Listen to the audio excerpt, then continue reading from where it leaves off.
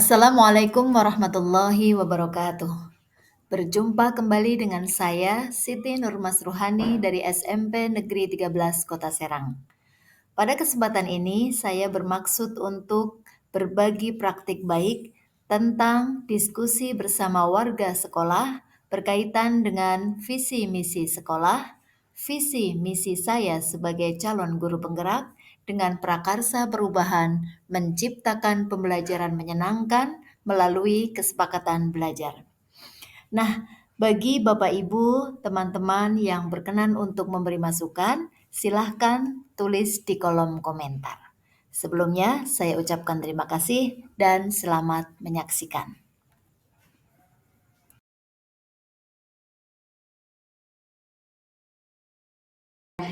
Assalamualaikum warahmatullahi wabarakatuh. A'udzu billahi minasyaitonir rajim. Bismillahirrahmanirrahim. Assalatu wassalamu ala asyrafil anbiya'i wal mursalin wa ala alihi wa sahbihi ajma'in.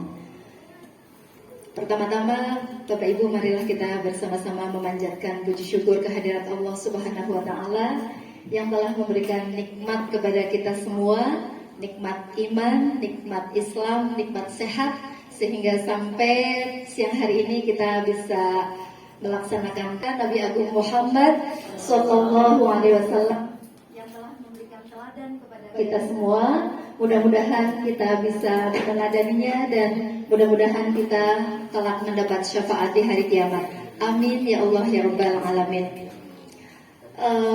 Bapak Kepala Sekolah yang saya hormati, Ibu dan Bapak pendamping praktik yang saya hormati pula, Dewan Guru SMP Negeri 13 Kota Serang, dan anak-anakku sekalian yang berbahagia. Terima kasih. Sampai pada kesempatan kali ini kita masih bisa bersama-sama berkumpul di tempat ini dalam rangka untuk kegiatan pendampingan individu yang kedua untuk calon guru penggerak angkatan 6. Sekali lagi terima kasih banyak, mudah-mudahan langkah Bapak Ibu dan anak-anakku sekalian ke tempat ini dinilai sebagai bentuk ibadah. Amin ya Allah ya Rabbal Alamin. Bapak Ibu sekalian, sepertinya agak lesu ya karena memang sudah siang. Oke, nggak apa-apa, kita mengenang masa dulu ketika kita masih kecil, supaya suasananya agak sedikit fresh begitu ya Bapak Ibu. Ya, mohon maaf nih. Kita akan tepuk tangan aja lah biar mengenang masa kecil. Masa kecil itu kayaknya paling menyenangkan Bapak Ibu ya. Baik, nanti kalau saya bilang tepuk satu, tepuk dua, tepuk tiga, dua, tiga, sesuai dengan hitungannya. Baik, tepuk satu, tepuk dua, tepuk dua, tepuk dua, tepuk tiga. Alhamdulillah, terima kasih, masih fokus semuanya. Terima kasih banyak Bapak Ibu. Langsung saja di sini saya akan sedikit memaparkan tentang ilmu yang sudah saya dapatkan dari kegiatan PGP. Tentu masih sangat banyak kekurangan, oleh karena itu nanti saya mohon masukan dari Bapak Ibu semua. Mudah-mudahan apa yang saya dapatkan bisa bermanfaat untuk kemajuan pendidikan kita. Ya, yang pertama, kegiatan pendampingan individu kedua ini berkaitan dengan modul 1.3, yaitu tentang visi guru penggerak. Sebelumnya saya perkenalkan dulu seseorang yang selalu memotivasi saya ya, setiap saya sedang kendor selalu memotivasi. Yang pertama adalah Bapak fasilitator saya, Bapak Wandio, ini orang dari Kerawang. Kemudian yang kedua, ini ibu yang luar biasa yang selalu memotivasi saya, yaitu pengajar praktek Ibu Enah Suhaina. Terima kasih banyak motivasinya selama ini. Dan yang tidak kalah penting, yang selanjutnya adalah Bapak Kepala Sekolah, Bapak Sudaryat MPD. Terima kasih banyak Bapak motivasinya selama ini, dengan motivasi dari Bapak Ibu dan teman-teman semua. Alhamdulillah saya masih bisa melaksanakan atau melanjutkan kegiatan-kegiatan yang ada dalam CGP.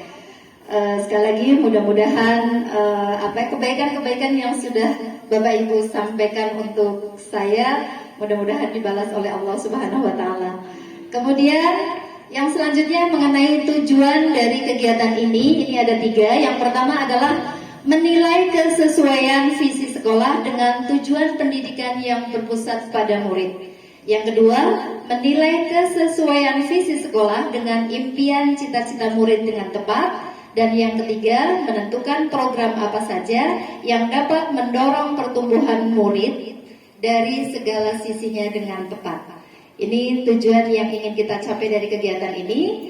Kemudian sebelumnya akan saya bacakan dulu sebuah puisi yang berjudul Aku Melihat Indonesia. Tapi sebelumnya barangkali dari Bapak Ibu atau anak-anakku ada yang hobi membaca puisi. Ibu minta tolong, ada? Ada? Ada? Silakan. Ayo sini.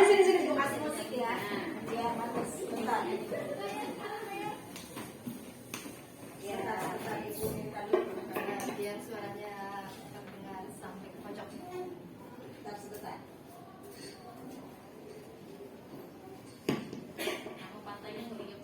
Iya.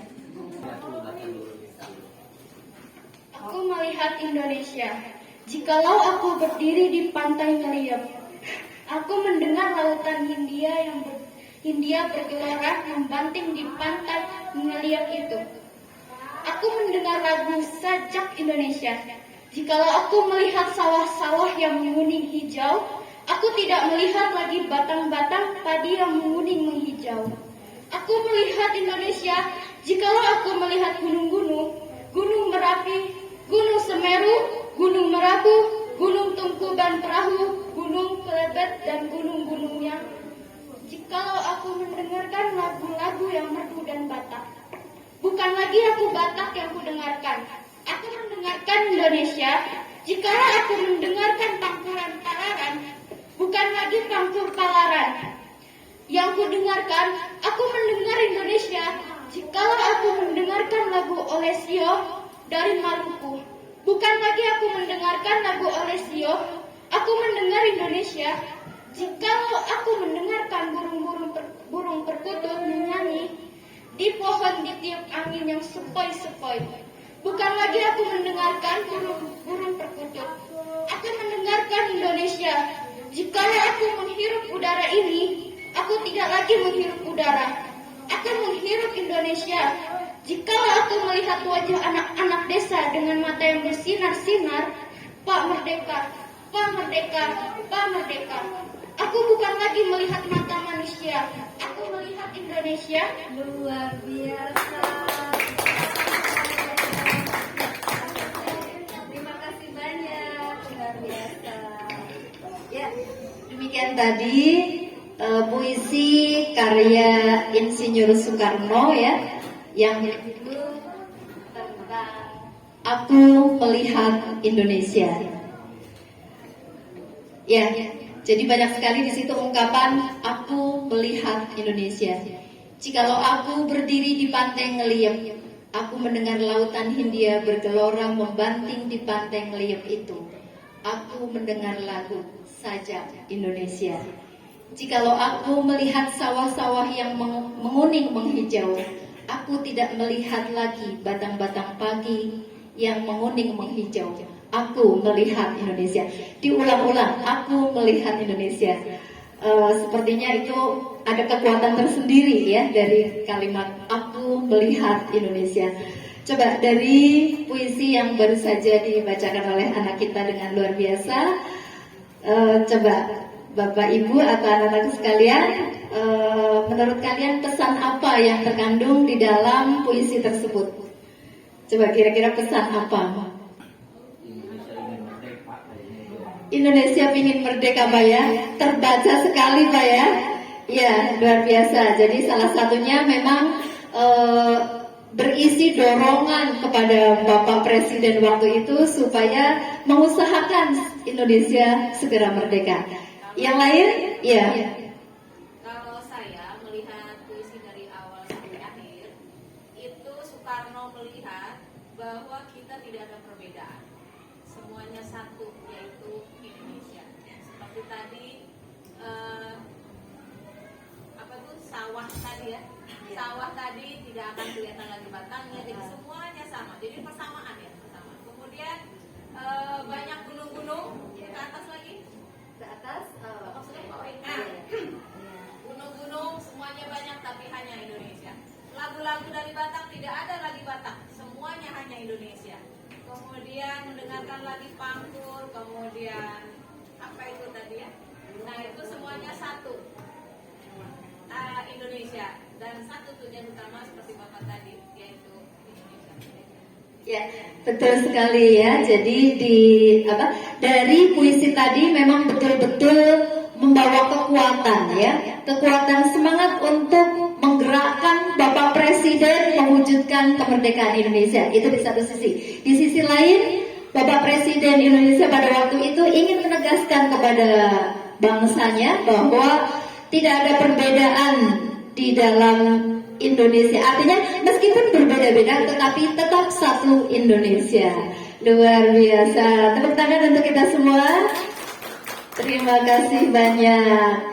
Ya, jadi pesan yang terkandung di dalam puisi tadi memang ya berisi sebuah mimpi ya.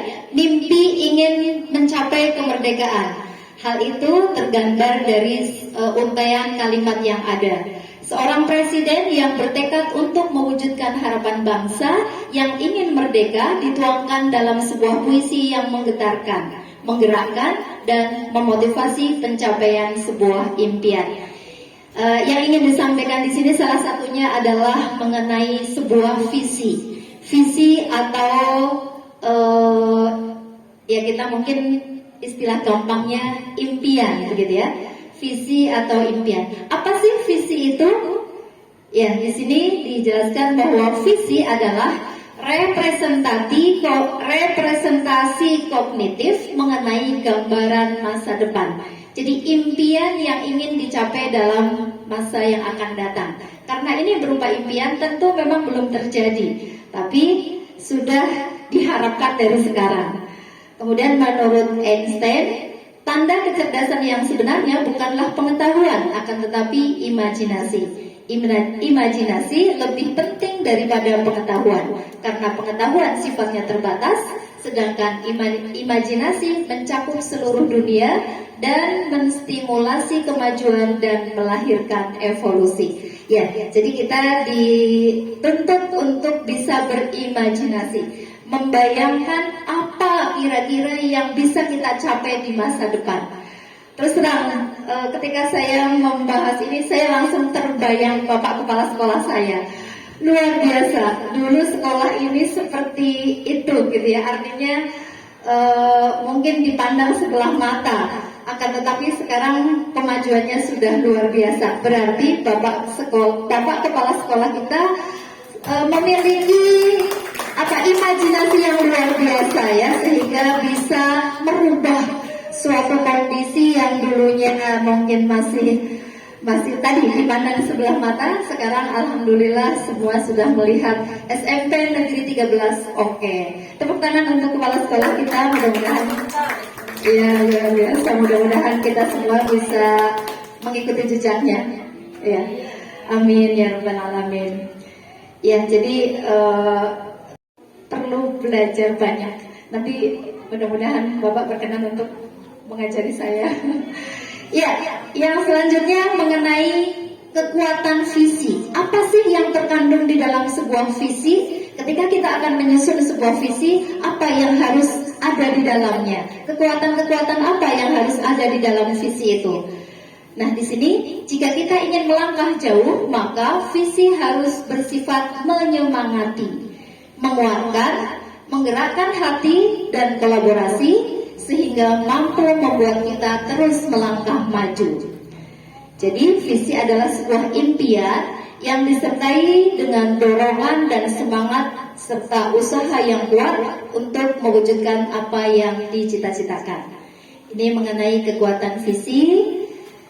Nah, yang selanjutnya dengan filosofi pendidikan saat ini atau belum.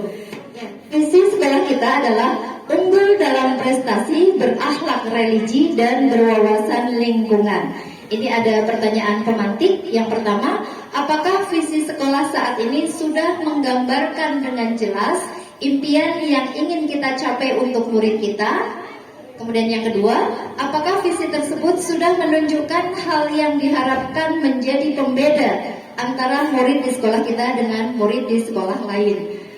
Sebagaimana kita mengingat pesan-pesan dari Ki Hajar Dewantoro ya, bahwa pendidikan adalah menuntun segala kodrat yang ada pada anak agar mereka dapat mencapai keselamatan dan kebahagiaan setinggi-tingginya, baik sebagai manusia maupun sebagai anggota masyarakat.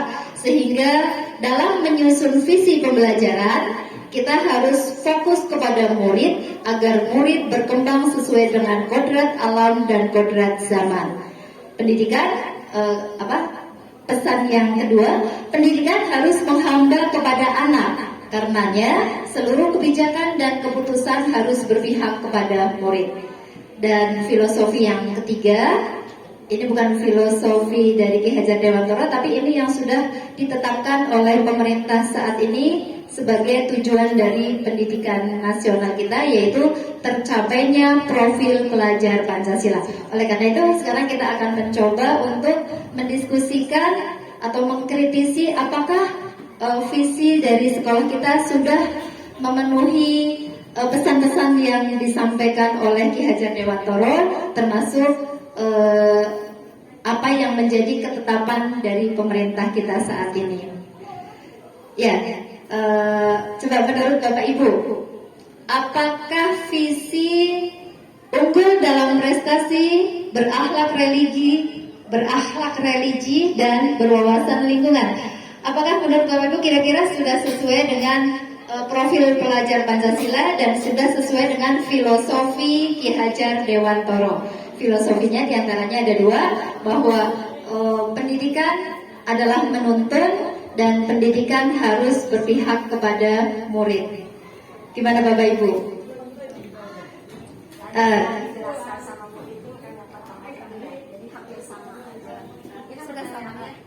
Pertanyaannya kan, apakah visi sekolah saat ini sudah menggambarkan dengan jelas,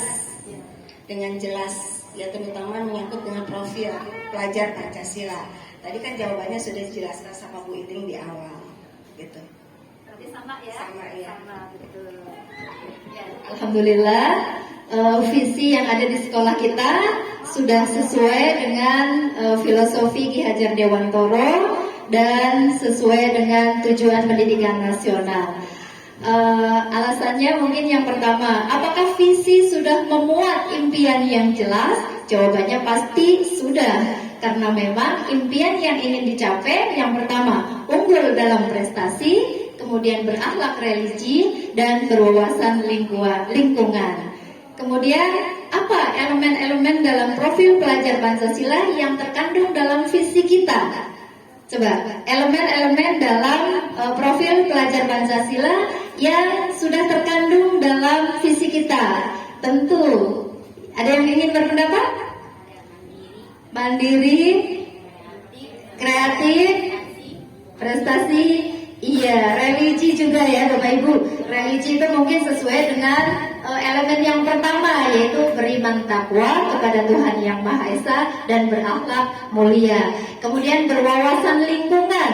Berwawasan lingkungan, kita ingat bahwa pesan dari KHD, kita harus mendidik anak sesuai dengan kodrat alam dan kodrat zaman. Kodrat alam artinya kita harus menyesuaikan pendidikan yang diberikan kepada anak dengan alam yang dialami oleh seorang anak. Misalnya, apabila anak itu tinggal di daerah laut misalnya, maka anak tersebut harus diajarkan mengenai bagaimana berprofesi sebagai nelayan misalnya ya. Kemudian apabila tinggal di daerah industri misalnya, maka seorang anak juga harus dibekali ilmu-ilmu yang berkaitan dengan kehidupan di lingkungan industri. Termasuk di sekolah kita, di mana lingkungannya sangat kompleks, tentu anak-anak juga harus dibekali dengan kemampuan berpikir kritis supaya mereka mampu untuk menghadapi kesulitan-kesulitan yang dihadapi di kehidupan yang kompetitif tadi. Ya, jadi banyak sekali yang sudah sesuai. Kemudian apakah dalam banyak sekali kegiatan-kegiatan ekskul yang tujuannya tentu untuk menuntun bakat murid. Ada yang bakat di paskib, alhamdulillah setiap lomba pasti dapat juara. Ada yang bakatnya di voli, sering juara juga. Ada yang bakatnya di pori, murotal dan lain sebagainya, alhamdulillah dibimbing di sekolah kita. Kemudian melalui kegiatan apa saja? Bukti adanya proses menuntun tadi. Jadi dibuka beberapa ekskul ya, ekskul tari, ekskul marawis, paskibra, PMR, pramuka, olahraga dan masih banyak lagi. Alhamdulillahirabbil alamin ya. Iya. Kemudian yang selanjutnya, apakah berakhlak religi sesuai dengan elemen profil pelajar Pancasila, Bapak Ibu? Pasti sesuai ya, beriman takwa itu kan menggambarkan spiritual seseorang. Spiritual di sini mungkin maknanya sama dengan berakhlak religi tadi. Kemudian apakah berwawasan lingkungan sesuai dengan filosofi KHD? Tentu, karena KHD berpesan bahwa tadi pendidikan harus sesuai dengan kodrat alam dan kodrat zaman. Oleh karena itu anak-anak dibekali dengan apa yang ada di lingkungan kita. Di lingkungan kita setiap tahun ada kegiatan panjang mulut. Maka di sekolah kita pun selalu mengenalkan kepada anak, bukan hanya mengenalkan, tapi mengikut sertakan anak untuk melaksanakan kegiatan-kegiatan panjang mulut misalnya. Ya, itu sesuai dengan budaya yang ada di lingkungan kita. Kemudian, apakah visi tersebut sudah menunjukkan hal yang diharapkan menjadi pembeda antara murid di sekolah kita dengan murid di sekolah lain? Ya, mengingat bahwa yang namanya peserta didik atau murid, bahkan semua manusia itu adalah makhluk individual, gitu ya. Artinya setiap kegiatan-kegiatan yang dilaksanakan di sekolah kita tentu menyesuaikan dengan kebutuhan yang ada menyesuaikan dengan kebutuhan anak di sekolah kita. Kemudian yang selanjutnya, apakah visi sekolah sesuai dengan impian dan cita-cita murid? Nah, supaya saya tidak bohong, tentu saya harus bertanya langsung ke murid. Untuk nomor 10, anak saya, untuk visi yang sudah ada di depan, unggul dalam prestasi, berakhlak religi dan berwawasan lingkungan. Apakah sudah sesuai dengan cita-cita kalian? Siapa yang ingin jawab? Sesuai dengan cita-cita kalian? Ibu pengen nanya dulu, cita-citanya apa, Neng? Ustazah, luar biasa, sesuai banget ini. Ya, cita-citanya ingin menjadi ustazah. Sementara sekolah kita memiliki visi berakhlak religi, ya, dan dibuktikan setiap pagi kita melakukan kegiatan tadarus, kegiatan Asmaul Husna, sholat duha berjamaah dan lain-lain. Berarti sudah sesuai. Untuk meyakinkan lagi, coba satu lagi, cita-citanya apa? Cita-citanya apa nih? Cita-cita apa? Jadi TNI, luar biasa, berwawasan lingkungan, ya. Kita pun beberapa kali kedatangan TNI, ya, Ibu Kesiswaan, Ibu Pembina OSIS, ya, untuk mengenalkan seperti apa program-program TNI, sehingga anak-anak kita punya gambaran. Seandainya saya punya cita-cita menjadi TNI, apa yang harus saya siapkan dari sekarang? Berarti sesuai, ya, menurut AA sesuai? Sesuai, luar biasa, alhamdulillah, ya. Berarti visi yang ada di sekolah kita insya Allah sudah sesuai dengan tadi pemikiran Ki Hajar Dewantoro dan tujuan pendidikan nasional. Oh, ada satu lagi, program apa saja yang dapat mendorong tercapainya visi kita ini? Ya, tadi sudah disebutkan banyak. Coba apa saja program-program yang dapat mendorong tercapainya visi kita, visi SMP Negeri 13 Kota Serang. Kegiatan apa? Pembiasaan pagi untuk tadarus. Apa lagi? Ekskul Paskibra. Apa lagi? Marawis. Terus Kori, PMR, Pramuka, dan lain sebagainya. Ya, mudah-mudahan Allah memberikan kemudahan kepada kita semua untuk bisa mencapai impian-impian kita untuk kemajuan anak-anak kita. Amin ya Allah ya Rabbal Alamin. Bapak Ibu sekalian, anak-anakku sekalian, ketika kita akan membuat sebuah visi yang berpihak kepada anak, maka kita bisa membuat pertanyaan-pertanyaan yang berkaitan dengan anak. Di antaranya, nih, saya memimpikan murid-murid yang seperti apa? Kira-kira tadi kita belajar untuk berimajinasi ya. Belajar untuk berimajinasi untuk bisa menyusun sebuah visi untuk anak-anak kita. Ya, jadi sekali lagi pemikiran KHD mengingatkan kepada kita semua, ketika kita akan membuat sebuah visi, maka yang diprioritaskan adalah murid-murid dan murid. Ya, jadi ini jawaban dari pertanyaan tadi. Saya memimpikan murid-murid yang merasa kompeten, mandiri, dicintai, dan memiliki kepercayaan diri serta determinasi atau memiliki ketetapan hati untuk mencapai segala yang mereka impikan. Jadi kita mungkin sebagai dewan guru begitu ya, memimpikan, menginginkan murid-murid kita itu semuanya kompeten, semuanya memiliki kemampuan, semuanya memiliki keterampilan. Kemudian di samping itu juga mudah-mudahan anak-anak kita menjadi pribadi-pribadi yang mandiri, kemudian merasa dicintai. Nah, ini nyata sekali bahwa sebagai seorang pendidik kita harus memberikan perhatian, harus menuntun, harus memberikan kasih sayang sampai anak itu sendiri merasa dicintai oleh kita. Kemudian yang kedua, saya percaya bahwa murid adalah individu yang unik dan beraneka ragam potensi kekuatan kodrat yang dapat dimaksimalkan semua dalam lingkungan dan pengalaman belajar yang positif. Saya pun memimpikan murid-murid saya benar-benar sadar bahwa diri mereka adalah wajah Indonesia di masa depan. Mereka aktif berkontribusi pada makin indahnya dunia di masa depan dari sekarang. Ya, jadi anak-anak kita adalah wajah di masa yang akan datang, sehingga tentu harus dipoles sedemikian rupa dari sekarang supaya pertumbuhan wajahnya semakin indah sampai dewasa kelak. Ya, mengenai visi guru penggerak, visi saya yaitu terwujudnya profil pelajar Pancasila pembelajar sepanjang hayat. Jadi saya ingin pembelajar.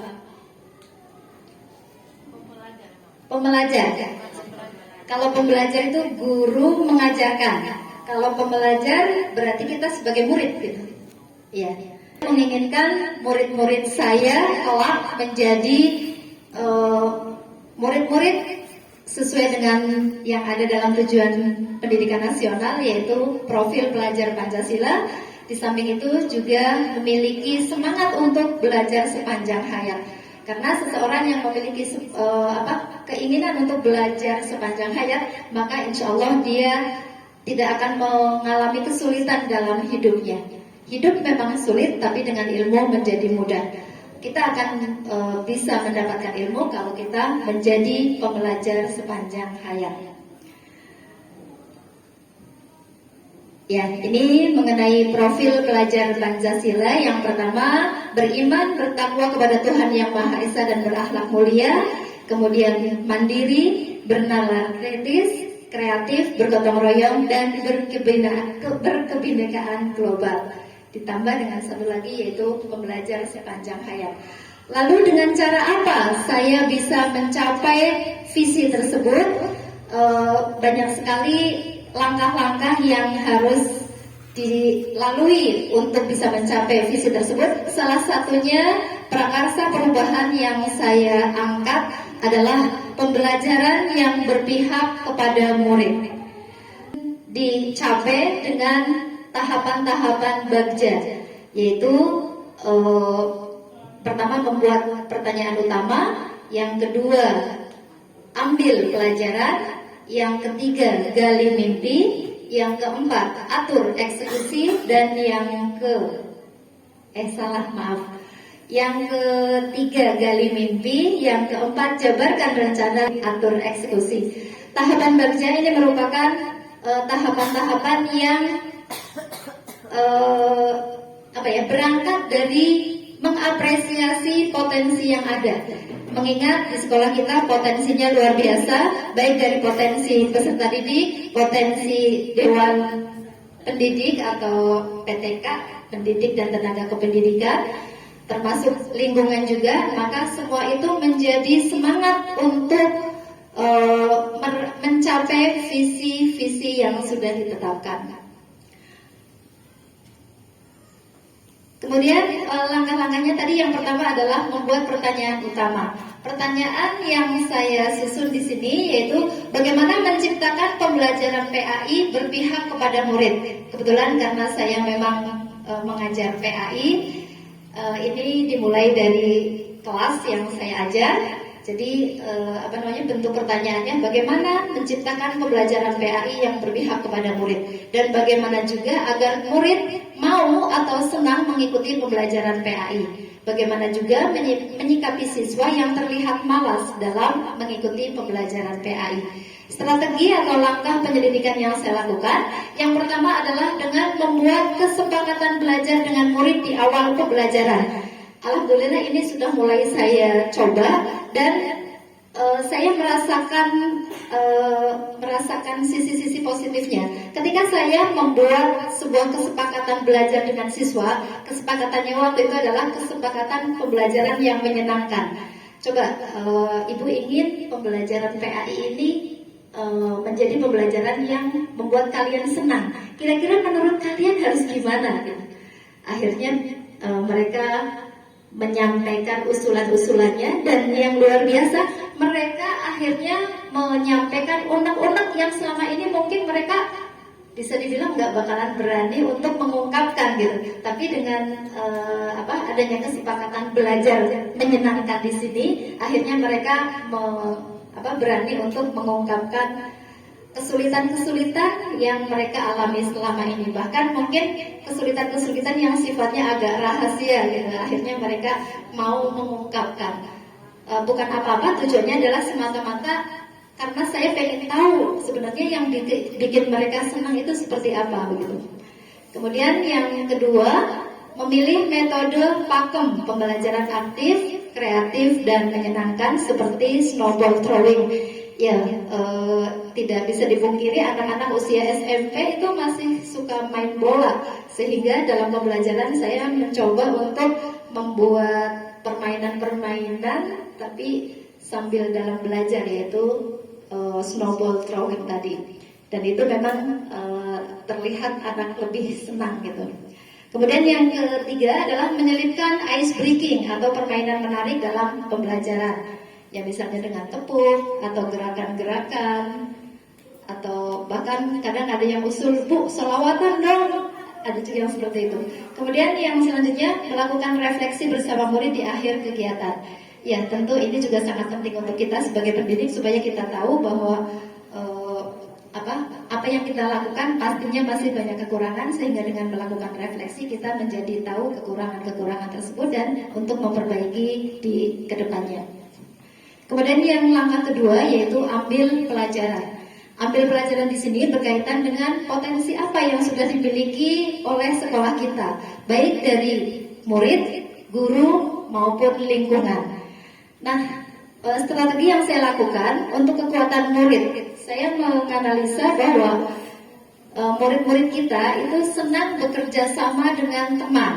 Jadi dengan belajar diskusi itu mereka merasa lebih senang gitu.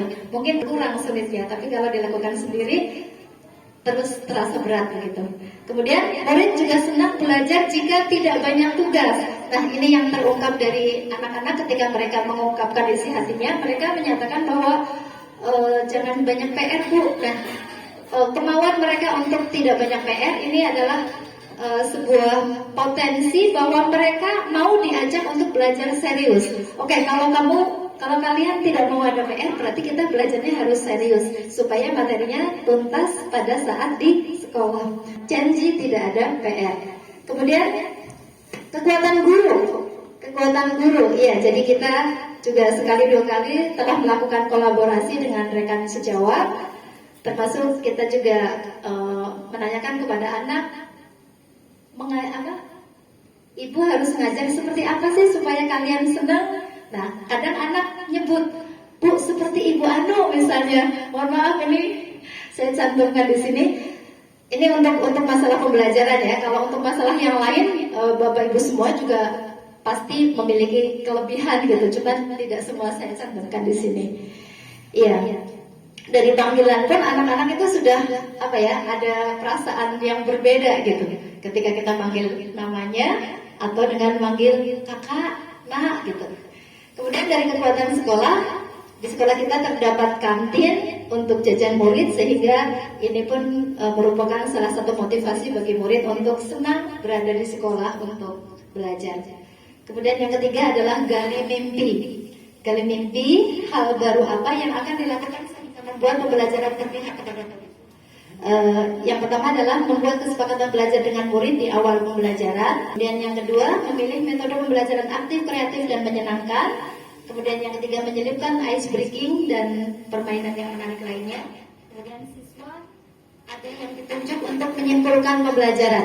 Jadi dari awal kita sudah sampaikan kepada siswa bahwa nanti sebelum selesai jam ibu, nanti ada perwakilan dari kalian yang ibu minta untuk menyimpulkan pembelajaran. Nah, dengan seperti itu mereka tentu ada persiapan begitu. Persiapannya salah satunya adalah mereka mengikuti pembelajaran dengan serius.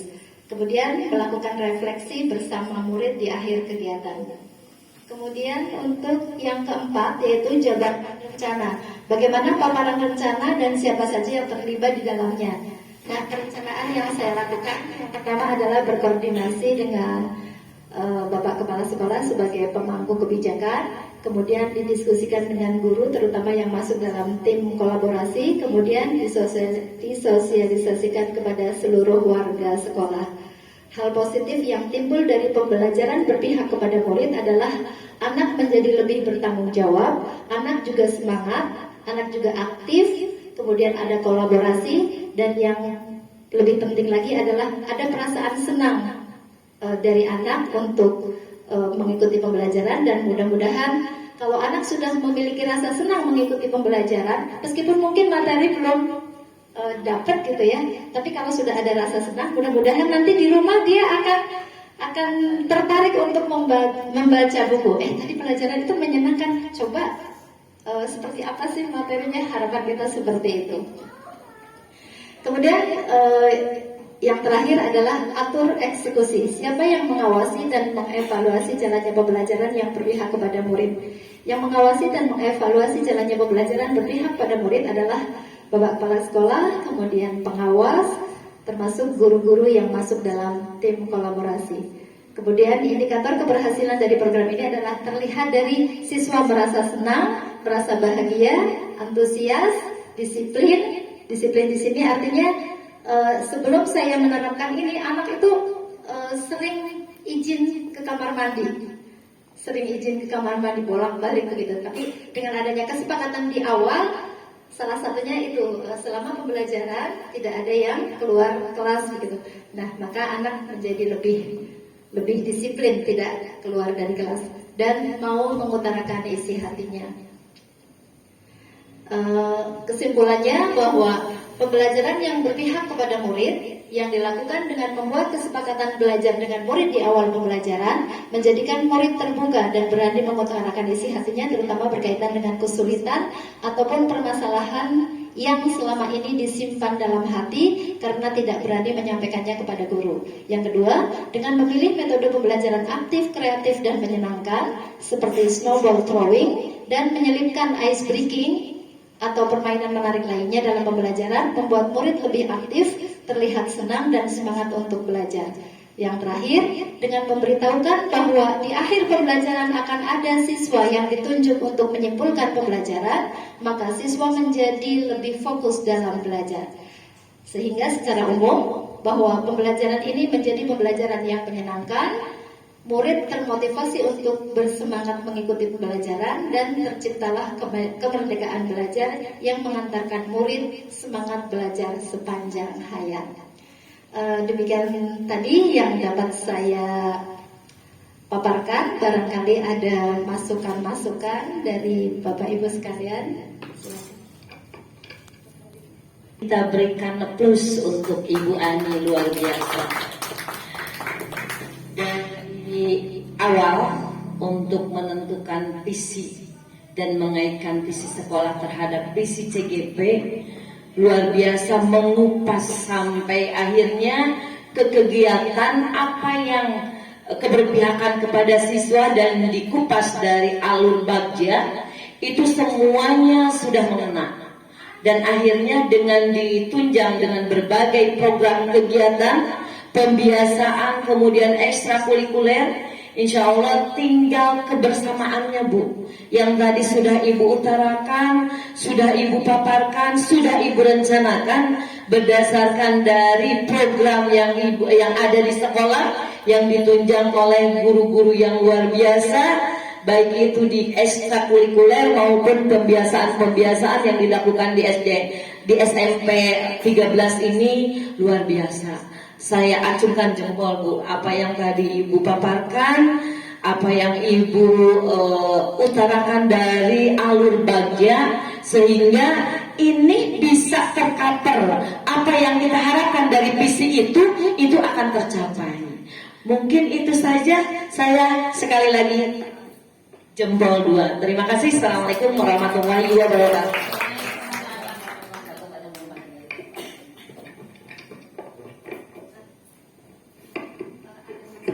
Terima kasih banyak kepada Bapak Ibu yang sudah mengikuti kegiatan ini.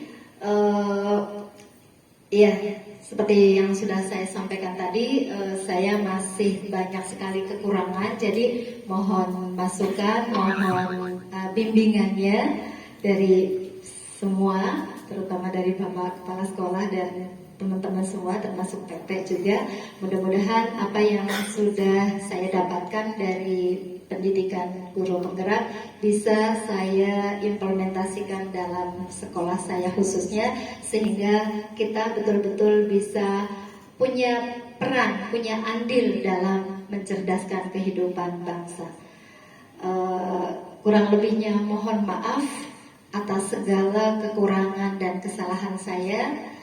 Billahi taufiq wal hidayah. Wassalamualaikum warahmatullahi wabarakatuh. Dipotong nggak Bu? Dipotong.